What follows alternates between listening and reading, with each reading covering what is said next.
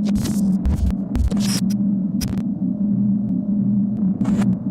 عليكم ورحمة الله وبركاته، صباحكم الله بالخير، عساكم طيبين وبصحة وسلامة يا رب. كالعادة يا جماعة الخير، أنا الحين رايح أتدرب، بس لأني دائما أجي بدري وما أفطر، اليوم قررت إني أفوت لمول الإمارات أفطر وبعدين نروح للمعهد. هذا هو الفطور يا جماعة الخير. رحت لكارفور شريت هذا الشيء الجميل وهذا الكعك الفلبيني، ما قد جربته قبل بس شكله يشهي. نقول بسم الله وبالعافية علينا. هذا هو يا جماعة الخير،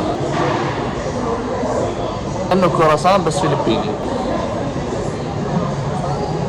الحين الساعة 9:30 تقريبا وأغلب المحلات مقفلة. اللهم لك الحمد يا جماعة الخير، خلصنا الفطور، ناخذ محطة قطار ونتوجه بإذن الله للمعهد. أغلب نظام المولات والمحلات هنا تبدأ الساعة 10 وتقفل لين الساعة 12 بالليل. الحين بعد ما ركبنا القطار نتوجه بإذن الله للمعهد، بس هذه المرة راح نروح مشي لأني قاعد أشوف زحمة والناس قاعدين ينتظرون التكاسي، وللحين ما في ولا تاكسي فاضي، وباقي نص ساعة ويمدينا بإذن الله نلحق للمعهد في الوقت. كلها سيارات كهربائية، سيارات التسلا.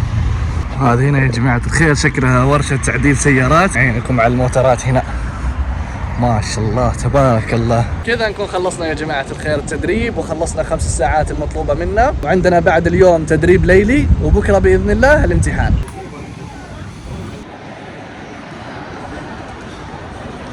كل ما اجي لمول الامارات واجي لهذا المكان بالضبط اتذكر ذاك المركز التجاري اللي في ميلان، بس في مول هنا في دبي نسخة طبق الاصل على هذا المركز التجاري. اذا تبون ناخذ جولة وزيارة لهذا المول اكتبوا لي في التعليقات، مع اني كذا مرة اسألكم ولكن تسحبون علي مدري ليش. وهذا محل هاري بوتر اللي جيناه امس، اللي ما شاف مقطع امس حق هاري بوتر ترى فاته كثير. اليوم جاي عبالي يا اخوان اني اتغدى شاورما عند مطعم بيروت.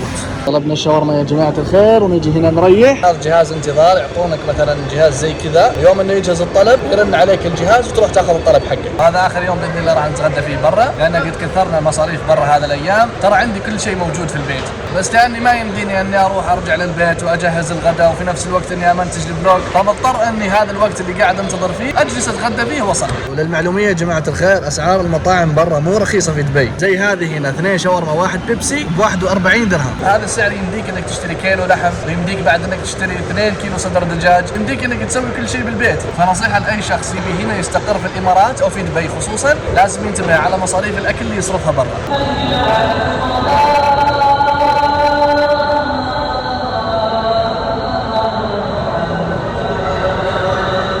واذا رن هذا الجهاز زي كذا يعني ان الطلب صار جاهز. هذا طلبنا هنا وكذا غدانا يكون جاهز، نسمي بسم الله وبالعافيه عليك. والله يا جماعه لذيذه بشكل.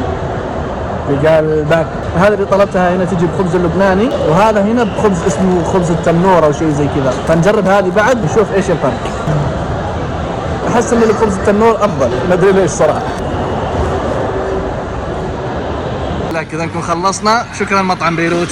الحين نروح نصلي باذن الله وبعدين نروح نلتقي واحد من اخوياي ما التقيته تقريبا من 2 سنين، فنروح نلتقيه ونسلم عليه وبعدين نروح البيت ان شاء الله. والله يا جماعة الخير كانت أسرع 4 ساعات أقضيها مع خويي، والحين أنا متوجه للبيت توني واصل المحطة، بس ما مداني إني ألحق على الباص. الحين راح آخذ تاكسي للبيت بإذن الله وبعدين نغير ونروح نسوي تدريبات الليل. توني يا جماعة الخير وصلت للبيت، بس ما أدري إيش صار. قاعد أحاول أفتح بس قاعدة ترفض البطاقة ما أدري ليش. وذا الحين كيف الطريقة؟ والله اني توهقت يا جماعة، وراي مشاوير، وراي تدريب، وراي مونتاج، وراي فلوجات لازم اسويها. الحين قاعد افكر ايش اسوي. حتى المفتاح الثاني اللي هو البطاقة الثانية اللي زي هذا متعود اني اشيل البطاقة الثانية معي، يعني دائما اخليها في البيت يعني عشان احتياط واشياء زي كذا، فما ادري ذي ليش خربت يعني. الحين نازل عند إدارة المبنى راح اتواصل معاهم واشوف ايش المشكلة. والله يا اهل البلشة صدق يا جماعة، نزلت عند المبنى وقالوا ان البطاقة خربت، بيلك تشتري واحدة ثانية ب 150 درهم. والله الشيء الوحيد اللي قاهرني يا جماعة الخير ان الفلوج ما راح ينزل اليوم، فاعتذر من هنا لين عندكم وباذن الله اعوضكم. دفعوني 150 درهم، اعطوني بطاقة ثانية، والحين متوجه للبيت عشان اجيب البطاقة الثانية اللي كانت قبل واسوي لهم اكتيفيت اثنينهم، لانك اذا سويت هذه بتقفل الثانية. ما ادري عاد كيف انتم بتفهمون السالفة، بس شكرا. الحين هذا البطاقة الجديدة نقول بسم الله.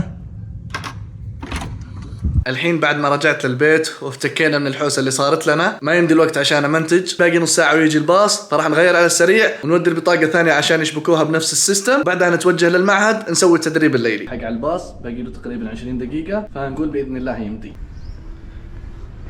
اللهم لك الحمد، كذا نكون خلصنا اولى الخطوات، والحين متوجهين للباص وعلى المعهد مباشره. وصلنا للمحطه يا جماعه الخير، والحين متوجهين لازم ناخذ تاكسي لين المعهد. خلصت اخر تدريب ليلي، نرجع ان شاء الله للبيت نسوي عشاء ونحجز لنا الامتحان بكره، والله يوفق دعواتكم.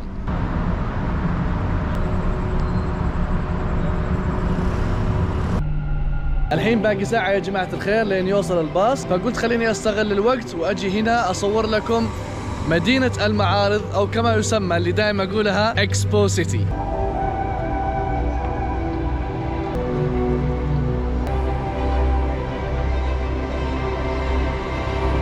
ما شاء الله تبارك الرحمن. فإذا شايفين أن المكان يستاهل اكتبوا لنا تحت في التعليقات عشان نجي نسوي فيها فلوج هنا، نجهز للفلوج زين ونجمع المعلومات ونجي هنا بإذن الله. هذا المدخل يوديك لمحطة المترو. في رمضان هنا ما شاء الله تبارك الله كلها كانت أكشاك، يبيعون الجيمات ويسوون حنة ويسوون أكلات شعبية إماراتية، فكانت مرة فلة هنا. كان في بعد حاطين هنا جلسات، وراح أوريكم وين كانوا حاطين مدفع الإفطار، وعند هذا الدائرة بالضبط كانوا حاطين المدفع. وهذا هنا المدخل اللي يوديك للترام. والله يا جماعة الخير من أجمل الأيام اللي قضيتها هنا في رمضان كانت في إكسبو مع الوالد والوالدة، الله يحفظهم وألف تحية لهم.